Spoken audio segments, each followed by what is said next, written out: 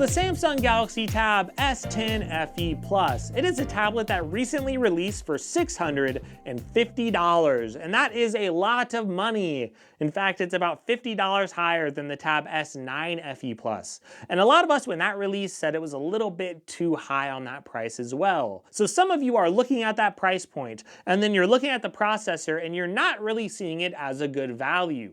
And I really think we're going to see two audiences with this product here. Some people are going to see all the great things that Samsung provides, and some people are going to see a lot of these flaws. And it's really going to divide people. And this is a controversial tablet, but overall, I still love it. And I think if you compare it with the Tab S10 Plus, you're going to get a lot of the same features, but you're going to get it at a much cheaper price. I do think that the price is going to go down over time with a lot of sales, and I do think it's actually a nice improvement over the S9 FE Plus. But we do get a brand new size this year. It is a 13-inch tablet. We haven't seen a 13-inch tablet from Samsung recently. So we do get new keyboard covers, a lot of new things, even though it's pretty much the same keyboard covers as previous years. But technically they're a new size. We get an improved Exynos 1580 processor, 8 gigs of RAM in the base model, and we get nice bright tablets that have screens that get around 800 nits of brightness. But the big thing this year is going to be the 7 years of operating system updates. That's going to be huge, and I know you get that from the Tab S10 FE,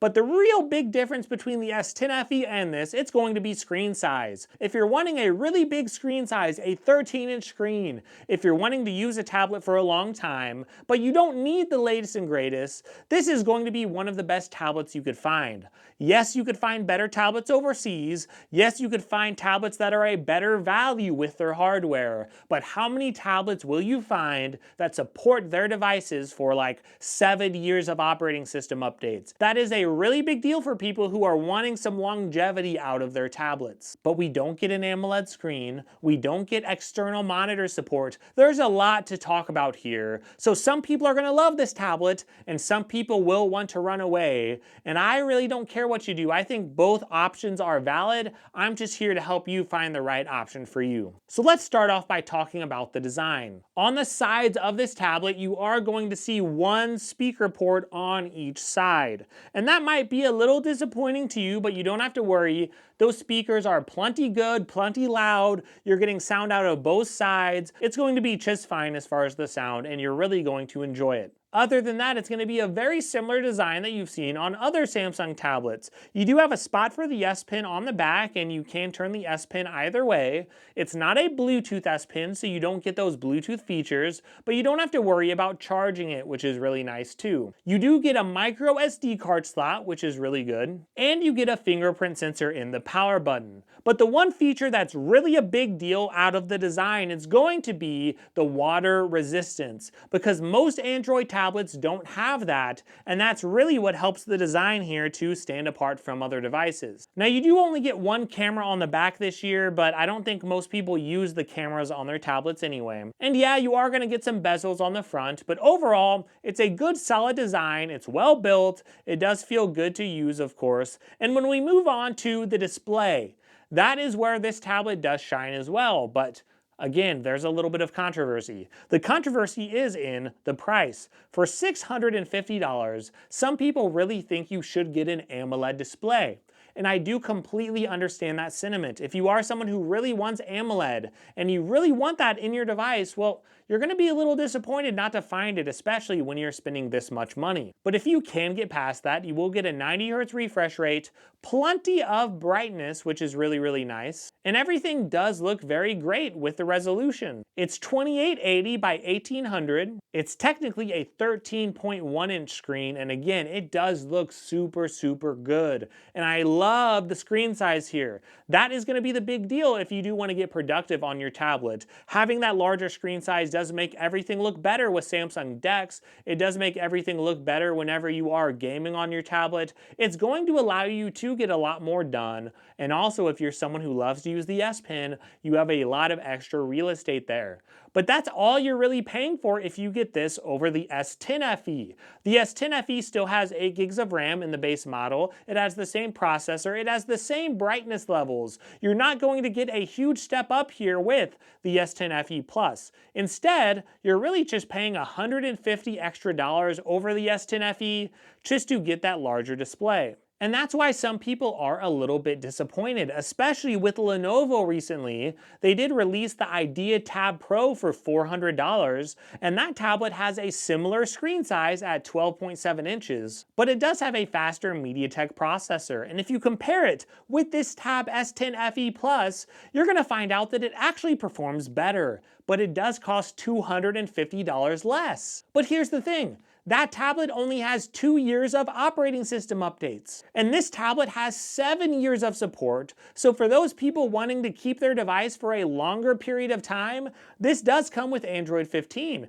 The Lenovo tablet only comes with Android 14 out of the box. And I would also say the software overall is a little more optimized on the Samsung tablet. So it doesn't perform quite as well if you do look at benchmarks when you're comparing it to that much cheaper Lenovo. And that's where a little bit of that disappointment comes in. People often want a good value, and when you look at the hardware here, whether it's not having an AMOLED display, or maybe you look at the processor, the Exynos 1580, a lot of people are wanting a little more performance for the money they're paying. But in reality, it doesn't perform bad at all. It does actually go fairly smoothly from app to app. It is actually fairly fast, and the gaming experience, it's not great, it's not amazing, but it can still emulate PS2 games, and the performance is a lot better than the S9 FE or the S9 FE Plus. It's good performance, but when people compare, I said this in my Tab S10 FE review, comparison is often the thief of joy. And when people see cheaper devices with 1 or 2 specs they like,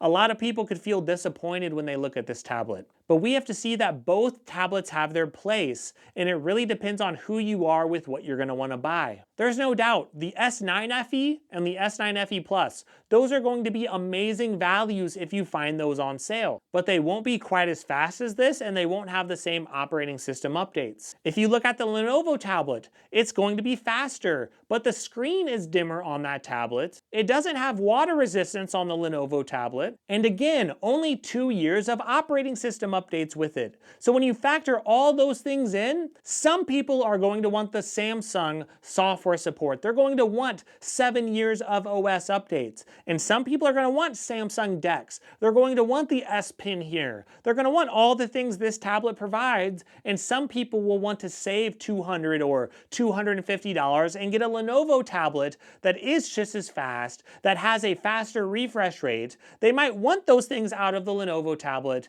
and maybe they're willing to deal with the screen not being quite as bright. It all depends on who you are, and my goal as a reviewer is simply to point you in the right direction. Almost every review I give is fairly positive, because I'm not trying to just downplay a whole device based on one thing I don't like. I don't find 1 or 2 features that I dislike and then say don't buy the tablet at all. Instead, I tell people if you care about that feature and it's not there, like external monitor support. If you need external monitor support, this tablet doesn't have it, and if it's a big deal to you, don't buy this tablet. But I'm not going to give the tablet an entirely bad review just because there's one feature that I really want in the tablet, because not everyone's going to use it. Some people want the operating system update support. Some people want the software updates here. And this tablet is more than fast enough for a huge amount of my audience. This tablet is going to feel very smooth in day-to-day usage. It also comes with the S Pen, and the S Pen experience has been very good as well. It has a large battery in here, over 10,000 milliamps, and the battery life has been very, very good. 45-watt charging. Some people really value water resistance, for example, so there are some features that you're only going to get by spending a little bit of extra money on this tablet. But do you wish, and do I wish, that Samsung would provide external monitor support here?